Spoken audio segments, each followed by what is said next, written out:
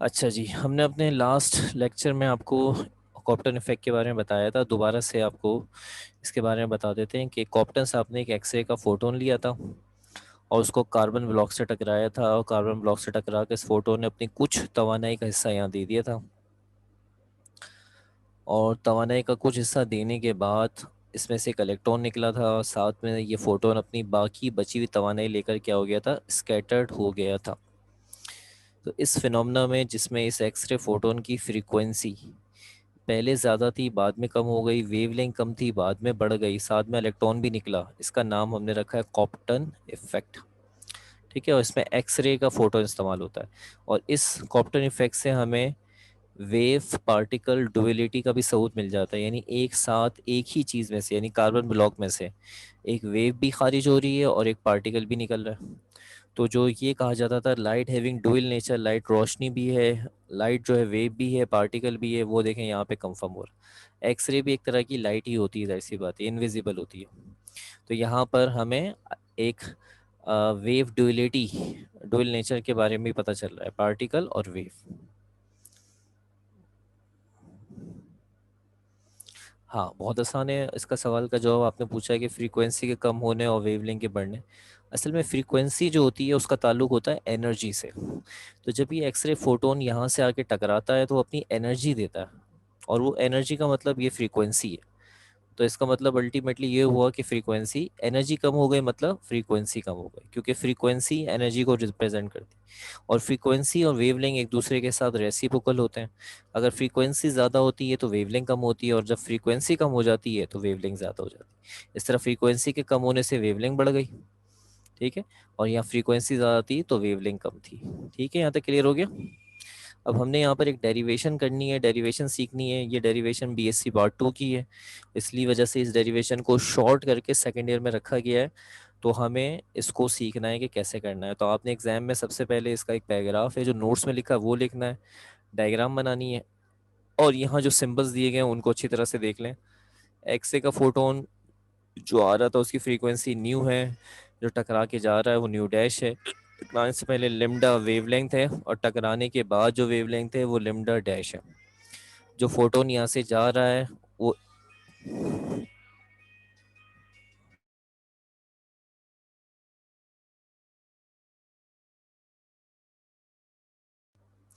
टकराने के बाद जो फोटोन यहाँ से जा रहा है वो थीटा एंगल बना के जा रहा है।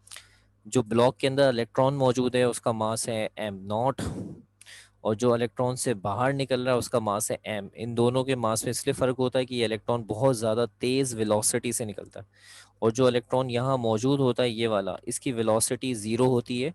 क्योंकि ये जब फ्री इलेक्ट्रॉन की वेलोसिटी हम नापते हैं तो उसकी एवरेज वेलोसिटी ज़ीरो होती है। तो ये फ्री इलेक्ट्रॉन जो इसकी वेलोसिटी जब ये ब्लॉक में होता है ज़ीरो कंसीडर की जाती है, और जब ये बाहर निकलता है तो इसके पास वेलोसिटी होती है। जो इलेक्ट्रॉन यहाँ से स्कैटर्ड होके जा रहा है उसका एंगल है फाई। ठीक है, अब इन सारी बातों को हमने यहाँ पर कुछ शॉर्ट स्टाइल में आपके सामने लिखा है, देखें ज़रा, बहुत शॉर्ट स्टाइल में। अब ये सारी चीज़ें आपके नोट्स में डिटेल से लिखी हुई, तकरीबन 18 पॉइंट्स बनते हैं। 18 या 18 पॉइंट्स आपको एग्जाम में लिखने पड़ेंगे, और ये सारे पॉइंट बहुत ज़्यादा आसान है।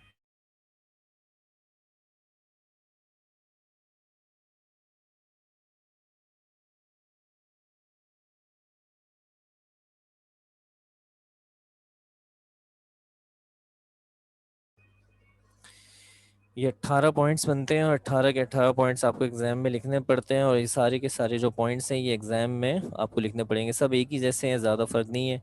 मैं आपको खाली सिर्फ इनकी मीनिंग समझा रहा हूँ, बाकी आप इसे नोट से पढ़ लीजिएगा, समझ में आ जाएगा। देखें, ये 9 पॉइंट फोटॉन्स के हैं, 9 पॉइंट इलेक्ट्रॉन्स के हैं। ये हैं बिफोर के,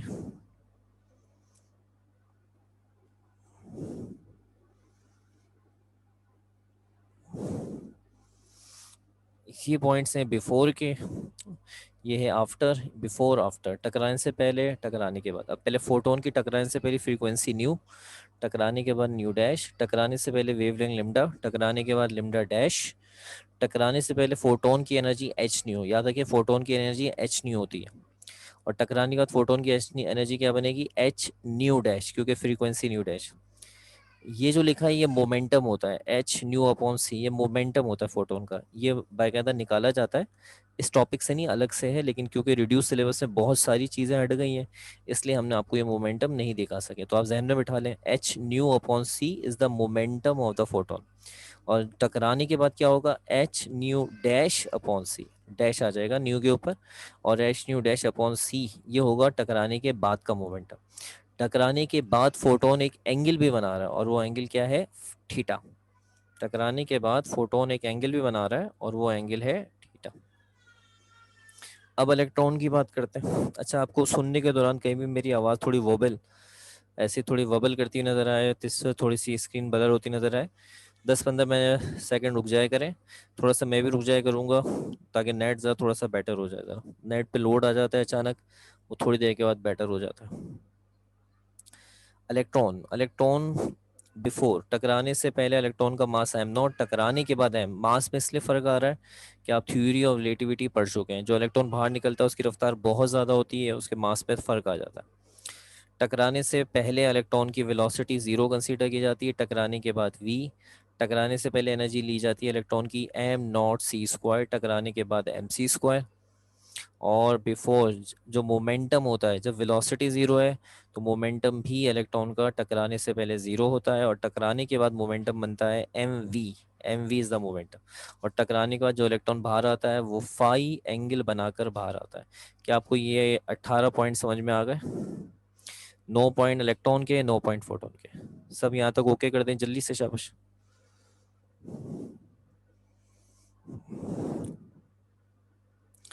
जल्दी जल्दी करना है अपने, क्योंकि हमने आज के लेक्चर में कॉप्टन इफेक्ट का टॉपिक यानी डेरिवेशन प्लस इसके न्यूमेरिकल्स को वाइंड अप करना है लाजमी। कल इंशाल्लाह पेयर प्रोडक्शन और पेयर एनिलेशन का टॉपिक है इंशाल्लाह ताला।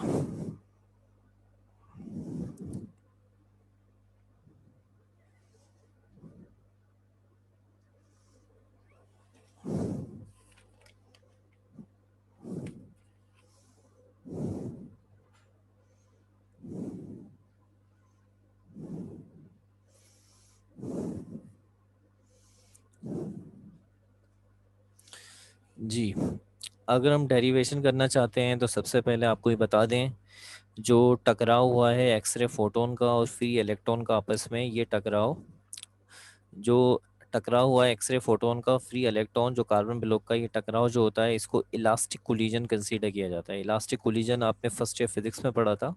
ये एक ऐसा कोलिजन होता है जिसके अंदर टकराने से पहले और टकराने के बाद का मोमेंटम बराबर रहता है, टकराने से पहले और टकराने के बाद की एनर्जी बराबर रहती है। ठीक है, इसको कहते हैं इलास्टिक कोलिजन। तो हम एक मरतबा यहाँ पे law of conservation of energy लगाएंगे, और एक मरतबा law of conservation of momentum लगाएंगे, और इस तरह कुछ इक्वेशंस बनेंगी, उनको सॉल्व करना बीएससी पार्ट 2 में सिखाया गया है। यहाँ पे सिर्फ लिख के दिखाया जाएगा कि सॉल्व कर रहे हैं, और जो आंसर होगा वो डायरेक्ट लिखा जाएगा। याद रखिएगा, यहाँ डायरेक्ट करना है सेकेंड ईयर में।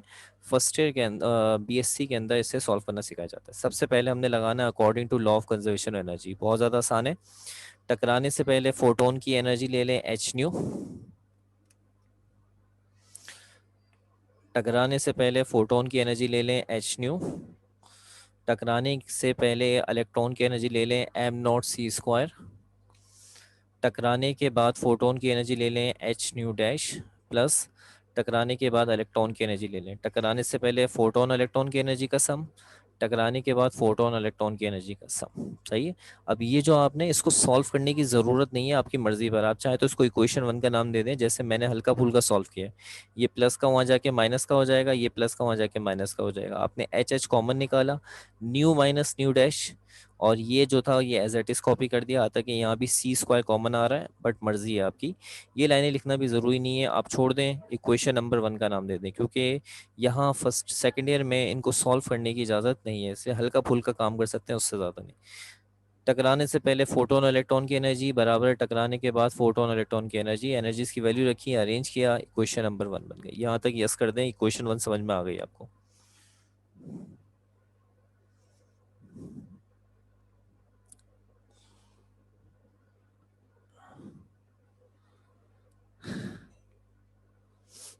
शाबाश। अब हमने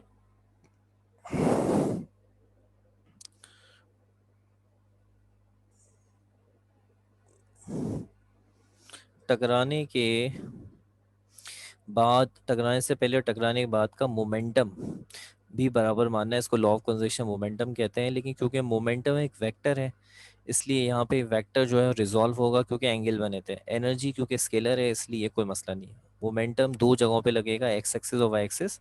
उसके लिए आप ये दो डायग्राम में देखें, ये दो डायग्राम है, पिछली जो डायग्राम थी उसके साथ ही बनाई जाती हैं। ये बाद में अलग से भी बना सकते हैं लेकिन मस्ट है। सबसे पहले ये जो डायग्राम है ये फोटोन को रिप्रेजेंट कर रही है। This diagram is representing photon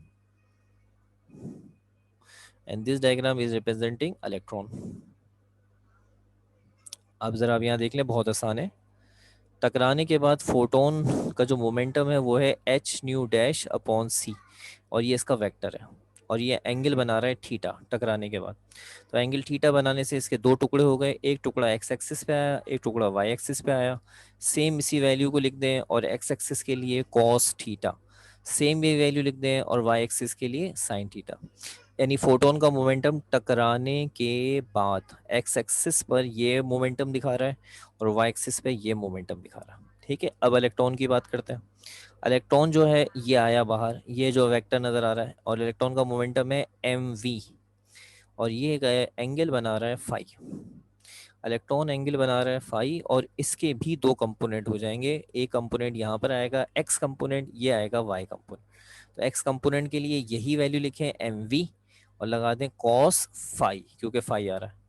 और वाई कंपोनेंट के लिए सेम ये वैल्यू लिख दें एम वी, लेकिन क्या लगा दें साइन फाई। अलबत्ता वाई कंपोनेंट में माइनस का साइन आएगा। वजह क्यों आएगा? क्योंकि ये वेक्टर नेगेटिव वाई एक्सिस की तरफ है। यहाँ पर ये वेक्टर पॉजिटिव एक्स पर है, पॉजिटिव वाई पर है, दोनों वैल्यू पॉजिटिव है। ये वाला वेक्टर भी पॉजिटिव एक्स पर है, अलबत्ता ये वाली वैल्यू नेगेटिव वाई एक्सिस की तरफ है, इसलिए माइनस लगेगा। तो बेटा ये अगर वेक्टर है एम वी तो इसका एक्स कंपोनेंट है M V cos phi, phi आ रहा है। और अगर ये वाई कंपोनेंट है तो एम वी साइन फाई, और साथ में क्या लगेगा माइनस। क्या आपको ये दो डायग्राम में क्लियर हो गई?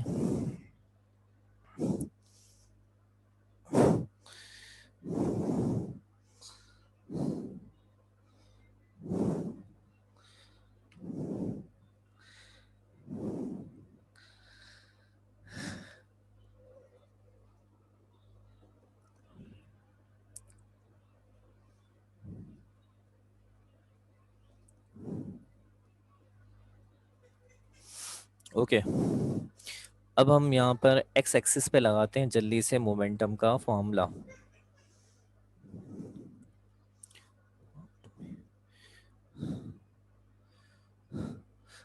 बस बेटा इसी वीक का सिलेबस रह गया, बस ख़त्म हो गया। सेंटर वालों ने वेनेसडे तक एंड करने का कहा है, बल्कि उनका आज लास्ट डे, वेनेसडे 31 को उन्होंने कहा है एंड कर दें।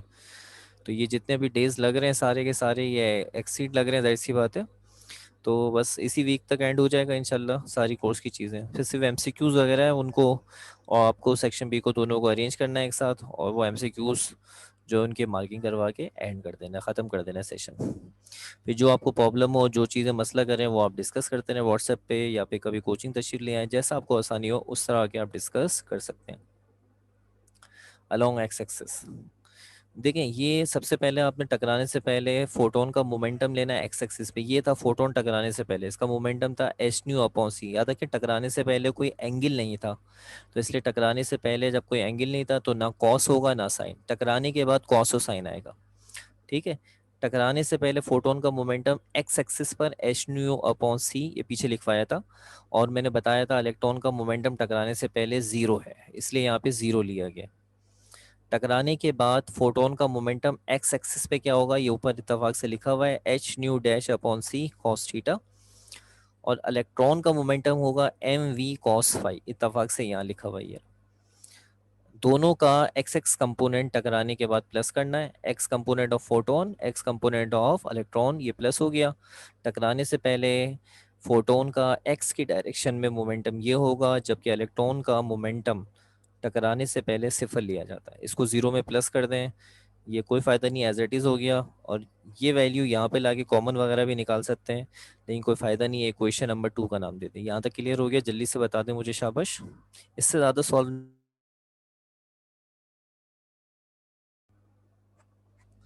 बहुत ही लिमिटेड लिमिटेड अंदाज में सॉल्व करनी है चीजें, ज्यादा डिटेल से सॉल्व नहीं करनी है। जल्दी जल्दी, शाबाश।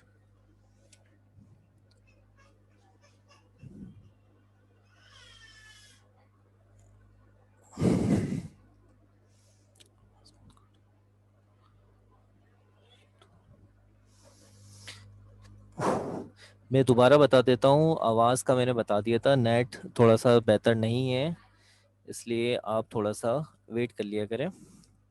दोबारा सुन लें। ये है फोटोन का मोमेंटम एक्स एक्सिस पर, और ये है इलेक्ट्रॉन का मोमेंटम एक्स एक्सिस पर, जो जीरो लिया जाएगा क्योंकि इलेक्ट्रॉन का मोमेंटम टकराने से पहले जीरो था। इसके बाद ये जो मोमेंटम आपको नज़र आ रहा है, ये है टकराने के बाद एक्स एक्सिस पर, ये रहा। और ये मोमेंटम इलेक्ट्रॉन का टकराने के बाद एक्स एक्सिस पे। आपने एक्स एक्सिस और एक्स एक्सिस के जो मोमेंटम है फोटोन और इलेक्ट्रॉन के ने प्लस कर लिया, और ये टकराने से पहले, टकराने से पहले ना कोई साइन होगा ना कॉस, क्योंकि टकराने से पहले कोई एंगल कंसीडर नहीं किया जाता, टकराने के बाद एंगल की वजह से कॉस और साइन आता। ठीक है, तो ये एक्स कंपोनेंट की वजह से दोनों में कॉस आ रहा है, इसमें प्लस कर लें जीरो, यही वापस आ गया, ये एज इट इज वापस आ गया। ठीक है, इक्वेशन 2 हो गई। ठीक है, इक्वेशन 3 देख लें जल्दी से, क्योंकि मुझे न्यूमेरिकल्स भी इसके आज कराने हैं आपको। अलोंग वाई एक्सिस पे आ जाए, यहाँ तक ठीक है, जल्दी से आ जाएं, शाबाश। Along Y axis. अब ये देखें फोटोन किस डायरेक्शन में मूव कर रहा है, एक्स एक्सिस पर। अगर फोटोन टकराने से पहले एक्स एक्सिस पे जा रहा था, तो इसका मतलब है वाई एक्सिस पे नहीं था। तो टकराने से पहले इसका वाई का मोमेंटम क्या हो गया, जीरो। टकराने से पहले वाई का मोमेंटम जीरो। और इलेक्ट्रॉन का मोमेंटम तो टकराने से पहले एक्स पर हो या वाई पर, दोनों पे जीरो। टकराने से पहले इलेक्ट्रॉन का मोमेंटम एक्स पर या वाई पर, दोनों पे जीरो। यहाँ तक ठीक है। ये दो जीरो समझ में आ गए, इस पे यस चाहिए मुझे कि ये दोनों जीरो क्लियर हो गए। ये मोमेंटम हमने जीरो लिया है फोटोन का, क्यों कि फोटोन एक्स एक्सिस की डायरेक्शन में मूव कर रहा है, वाई एक्सिस की डायरेक्शन में मूव नहीं कर रहा। ठीक है, और ये मोमेंटम है इलेक्ट्रॉन का, तो इलेक्ट्रॉन का मोमेंटम टकराने से पहले, टकराने से पहले इलेक्ट्रॉन का मोमेंटम एक्स पर हो या वाई पर, दोनों में जीरो होता है। क्या ये दो जीरो समझ में आ गए, यस कर दे जल्दी से, मुझे बात को आगे बढ़ाना है।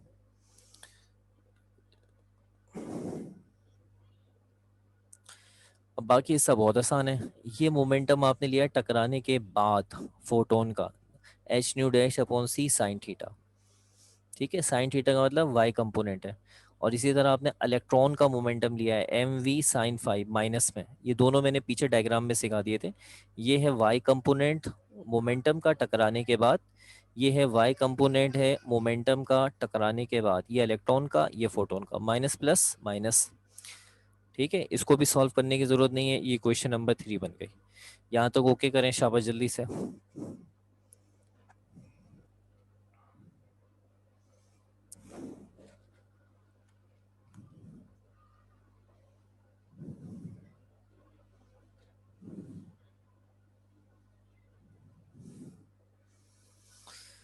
अब इन तीनों इक्वेशंस को सॉल्व करने की इजाज़त नहीं है, वजह मैं बता चुका हूँ आपको। वजह ये है कि these equations solution are not involve in our course, इसलिए इसको छोड़ दें।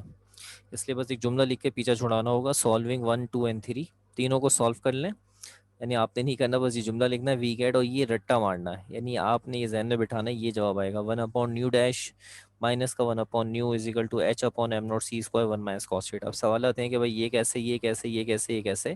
तो ये सब हायर क्लास में पता चलेगा आपको कि जहाँ इसका सोल्यूशन आएगा, हमारे कोर्स से इसका ताल्लुक नहीं है।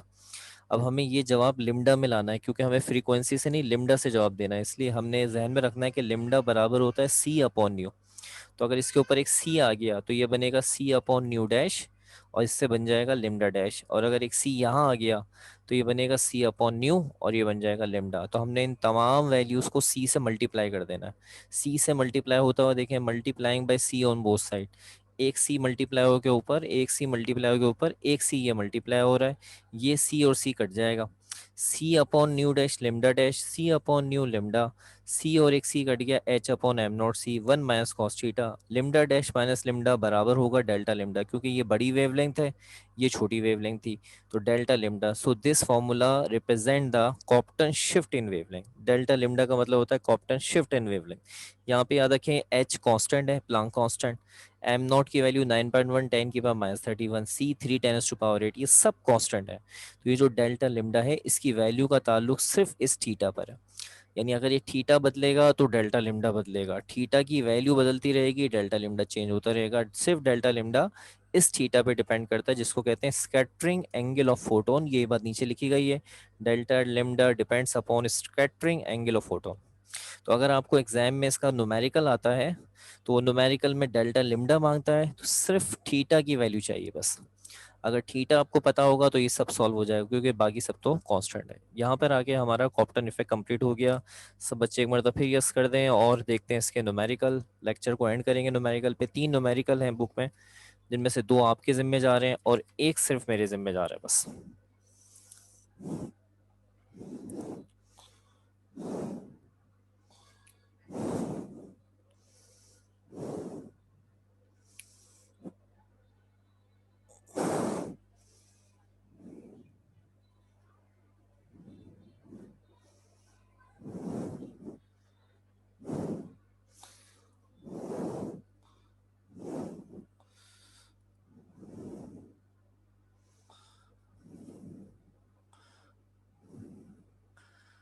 Problem based on Compton's effect.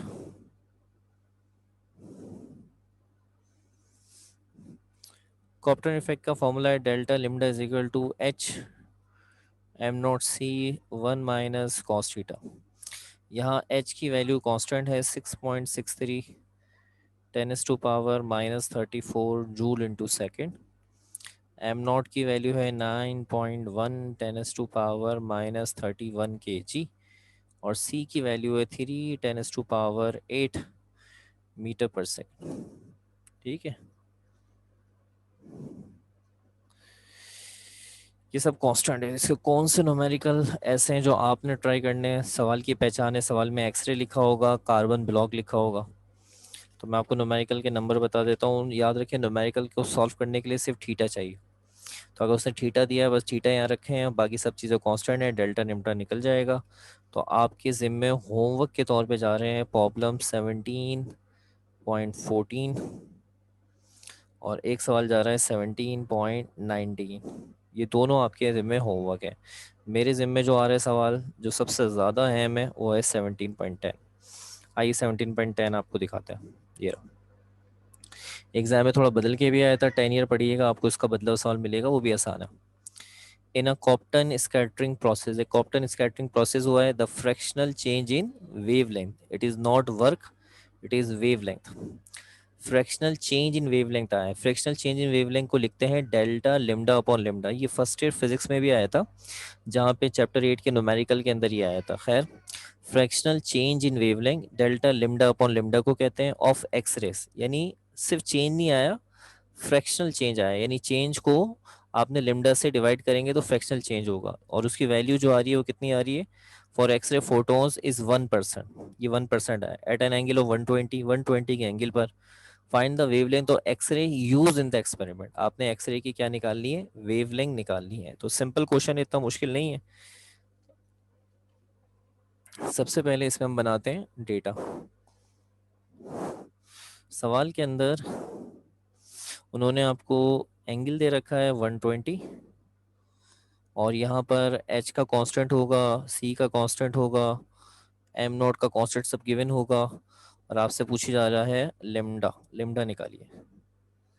ठीक है, और सवाल में क्या है? Bye given condition. Bye given condition, condition क्या है? उन्होंने बोला है fractional change in wavelength is 1%। Fractional change in wavelength इस तरह लिखते हैं, डेल्टा लिम्डा अपॉन लिम्डा इज 1%। ये कहलाता है फ्रैक्शनल चेंज। जो चेंज आ रहा है उसको एक्चुअल वैल्यू से डिवाइड कर दें, जो चेंज आ रहा है उसे एक्चुअल वैल्यू से यानी इनिशियल वैल्यू से डिवाइड कर। तो आपने डेल्टा लिम्डा अपॉन लिम्डा को ऐसे ही रखना है बेटा। 1% को खोलने 1/100 हो जाएगा। ठीक है, 100 को इधर भेज दें, लिम्डा को इधर भेज दें, तो ये इस तरीके से लिखा जाएगा, लिम्डा 100 × डेल्टा लिम्डा। इसको नाम दे दें इक्वेशन 1 का। ये 100 डेल्टा लिम्डा के पास चला गया और लिम्डा 1 ज़ा लिम्डा। ये देख लें एक नज़र।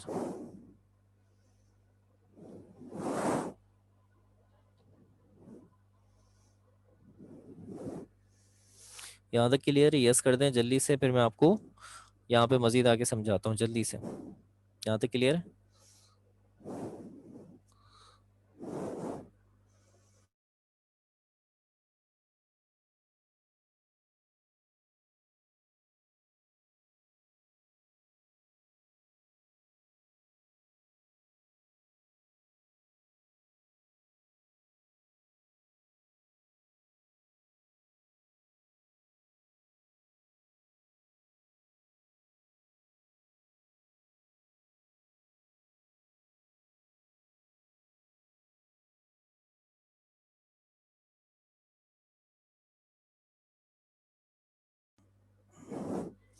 अब आपने यहाँ पर डेल्टा लिम्डा का फॉर्मूला लगाना है। Delta lambda is equal to h m naught c one minus cos theta, और यहाँ डेल्टा लिम्डा वैल्यू निकालनी है आपने।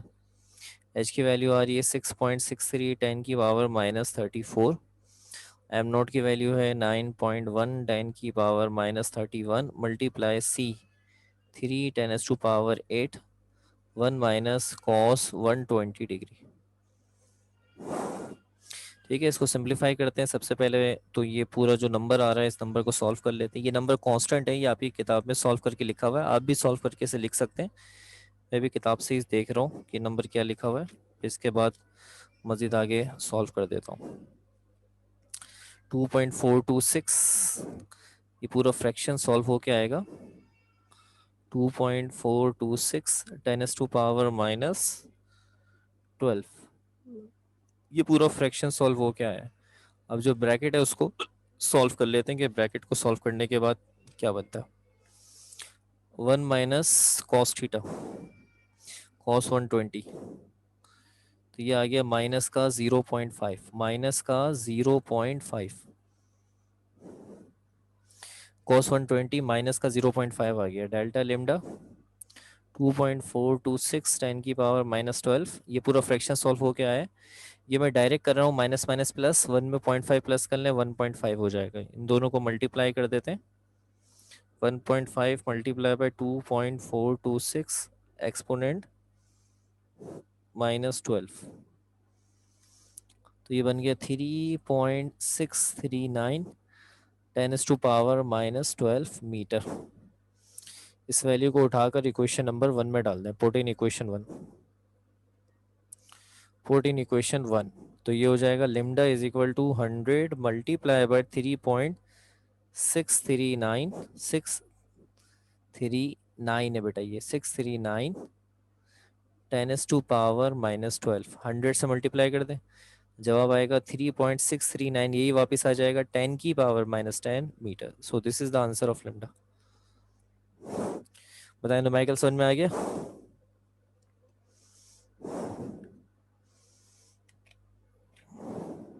यस कर दें यहाँ तक? अच्छा, जो दो सवाल दिए हैं इसके, एक 17.14 है, एक 17.19, उसे ट्राई कर लेना।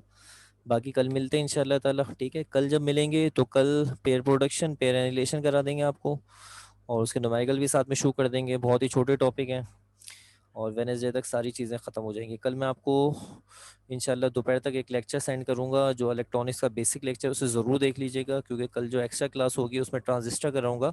तो कल 16वां चैप्टर भी आपका, यानी कल 17वां भी इंशाल्लाह ताला एंडिंग पे जा रहा होगा, और 16वां भी ख़त्म हो जाएगा। फिर एक्सरे लेज़र है इंशाल्लाह, वो भी हो जाएगा।